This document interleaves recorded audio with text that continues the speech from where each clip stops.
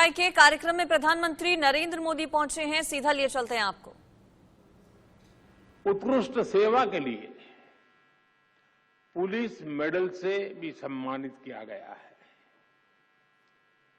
जिनका सम्मान करने का मुझे अवसर मिला है, जिनको सम्मान प्राप्त हुआ है, उनको, उनके परिवारजनों को मेरी तरफ से बहुत बहुत बधाई।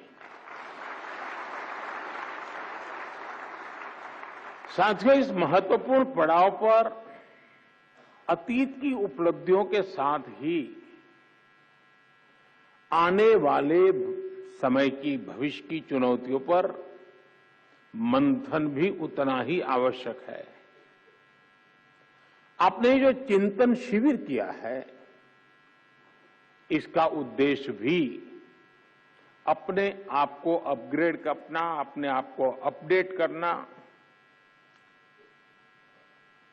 और इसमें पुराने अनुभवों से सीख लेते हुए भविष्य के रास्ते निकालने हैं, निर्धारित करने हैं। ये भी ऐसे समय में हो रहा है जब देश ने अमृत काल की यात्रा का आरंभ किया है। कोटि कोटि भारतीयों ने आने वाले 25 सालों में भारत को विकसित बनाने का संकल्प लिया है और विकसित भारत का निर्माण प्रोफेशनल और एफिशिएंट इंस्टीट्यूशंस के बिना संभव नहीं है। और इसलिए सीबीआई पर बहुत बड़ी जिम्मेदारी है। साथियों, पिछले 6 दशकों में सीबीआई ने मल्टी डायमेंशनल और मल्टी डिसिप्लिनरी जांच एजेंसी के तौर पर अपनी पहचान बनाई है। आज सीबीआई का दायरा काफी बड़ा हो चुका है। बैंक फ्रॉड से लेकर वाइल्ड लाइफ से जुड़े अपराधों, यानी यहां से यहां तक, महानगर से लेकर के जंगल तक अब सीबीआई को दौड़ना पड़ रहा है। ऑर्गेनाइज क्राइम से लेकर साइबर क्राइम तक के मामले सीबीआई देख रही है। लेकिन मुख्य रूप से सीबीआई की जिम्मेदारी भ्रष्टाचार से देश को मुक्त करने की है। भ्रष्टाचार कोई सामान्य अपराध नहीं होता। भ्रष्टाचार गरीब से उसका हक छीनता है। भ्रष्टाचार अनेक अपराधों का सिलसिला शुरू करता है, अपराधों को जन्म देता है। भ्रष्टाचार लोकतंत्र और न्याय के रास्ते में सबसे बड़ा रोड़ा होता है। विशेष रूप से जब सरकारी तंत्र में भ्रष्टाचार हावी रहता है तो वो लोकतंत्र को फलने फूलने नहीं देता। जहां भ्रष्टाचार होता है वहां सबसे पहले युवाओं के सपने बलि चढ़ जाते हैं, युवाओं को उचित अवसर नहीं मिलते। वहां सिर्फ एक विशेष इकोसिस्टम ही फलता फूलता है। भ्रष्टाचार प्रतिभा का सबसे बड़ा दुश्मन होता है और यहीं से भाई भतीजावाद, परिवारवाद पनपता रहता है और अपना शिकंजा मजबूत करता रहता है। जब भाई भतीजावाद और परिवारवाद बढ़ता है तो समाज का, राष्ट्र का सामर्थ्य कम होता जाता है और जब राष्ट्र का सामर्थ्य कम होता है तो विकास अवश्य प्रभावित हो जाता है। दुर्भाग्य से गुलामी के कालखंड से करप्शन की एक लेगेसी हमें मिली है।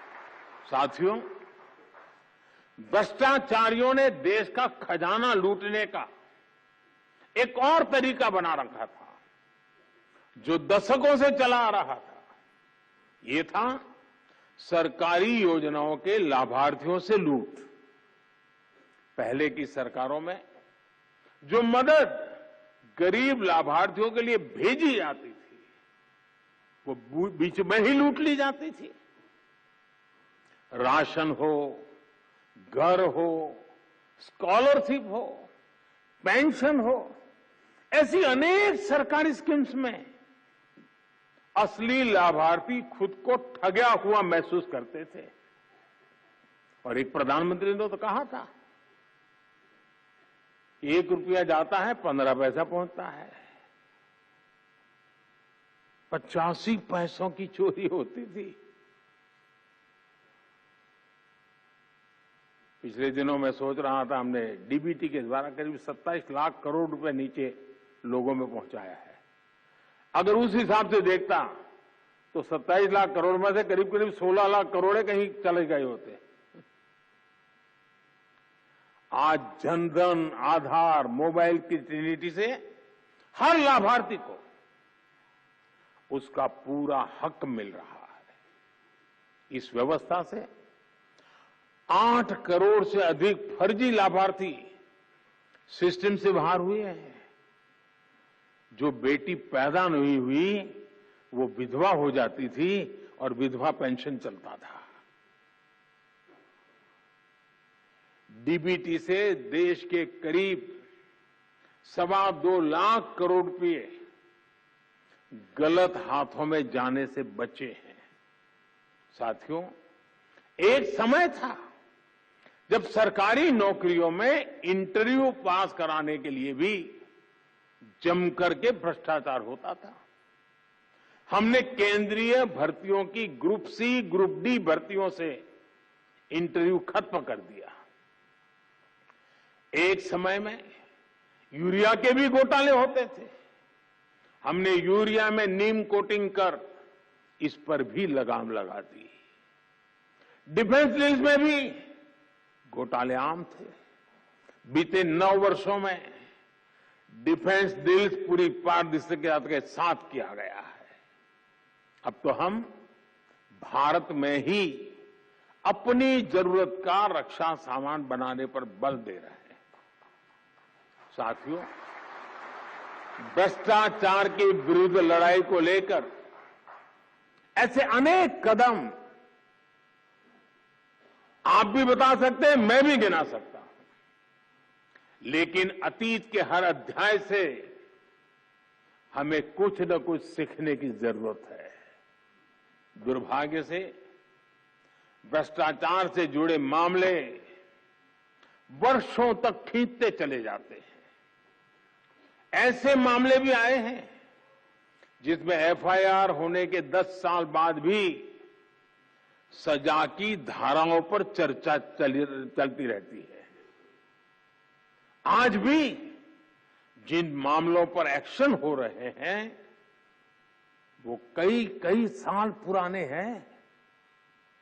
जांच में देरी 2 तरीके से समस्या को जन्म देती है। एक तरफ भ्रष्टाचारी को सजा देर से मिलती है, तो दूसरी तरफ निर्दोष परेशान होता रहता है। हमें सुनिश्चित करना होगा कि कैसे हम इस प्रोसेस को तेज बनाएं और भ्रष्टाचार में दोषी को सजा मिलने का रास्ता साफ हो पाए। हमें बेस्ट इंटरनेशनल प्रैक्टिसेस को स्टडी करना होगा। जांच अधिकारियों की कैपेसिटी बिल्डिंग पर फोकस करना होगा। और साथियों, आपके बीच मैं एक बात फिर स्पष्ट करना चाहता हूं। आज देश में करप्शन के खिलाफ कार्रवाई करने के लिए राजनीति की इच्छा शक्ति में कोई कमी नहीं है। आपको कहीं पर भी हिचकने, कहीं रुकने की जरूरत नहीं है। मैं जानता हूं जिनके खिलाफ एक्शन ले रहे हैं वो बहुत ताकतवर लोग हैं। बरसों बरस तक वो सरकार का सिस्टम का हिस्सा रहे हैं। संभव है कई जगह किसी राज्य में आज भी विस्तृत सत्ता का हिस्सा हो। बरसों बरस तक उन्होंने भी एक इकोसिस्टम बनाया है। इकोसिस्टम अक्सर उनके काले कारनामों को कवर देने के लिए आप जैसी संस्थाओं की छवि बिगाड़ने के लिए एक्टिव हो जाता है। एजेंसी पर ही हमला बोल दो, ये लोग आपका ध्यान भटकाते रहेंगे, लेकिन आपको अपने काम पर फोकस रखना है। कोई भी भ्रष्टाचारी बचना नहीं चाहिए। हमारी कोशिशों में कोई भी ढील नहीं आनी चाहिए। ये देश की इच्छा है, ये देशवासियों की इच्छा है। और मैं आपको भरोसा दिलाता हूं, देश आपके साथ है, कानून आपके साथ है, देश का संविधान आपके साथ है। साथियों, बेहतर परिणामों के लिए अलग अलग एजेंसियों के बीच के साइलोज को भी खत्म करना बहुत आवश्यक है। ज्वाइंट और मल्टी डिसिप्लिनरी इन्वेस्टिगेशन आपसी विश्वास के माहौल में ही संभव होगा।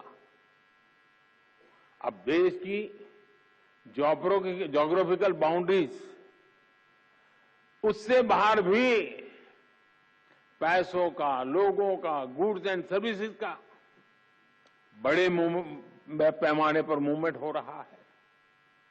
जैसे जैसे भारत की आर्थिक शक्ति बढ़ रही है तो अड़चने पैदा करने वाले भी बढ़ रहे हैं।